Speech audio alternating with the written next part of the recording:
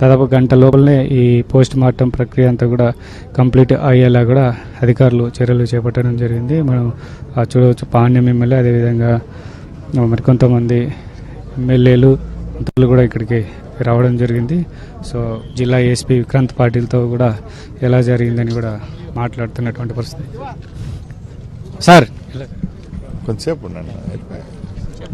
ఘటనలో ఇప్పటి వరకు బస్సులో ఉన్నటువంటి మృతదేహాలన్నీ కూడా వెలికి తీశారు.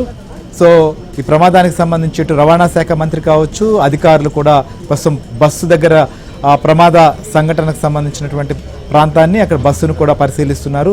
జరిగినటువంటి ప్రమాదం పైన వివరాలు ఆరా తీస్తున్నటువంటి పరిస్థితి. రవాణా శాఖ మంత్రి కూడా ప్రస్తుతం అక్కడికి స్పాట్లోకి చేరుకొని అధికారులతో మాట్లాడుతున్నటువంటి దృశ్యాలు కూడా ఏబిఎన్ స్క్రీన్ పైన మనం చూస్తున్నాం.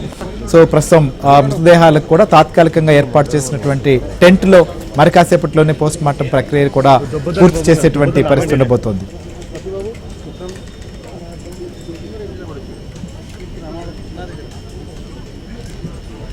రాష్ట్ర మంత్రులు అలానే ఉన్నతాధికారులు కూడా సంఘటనా స్థలానికి చేరుకుంటున్నారు.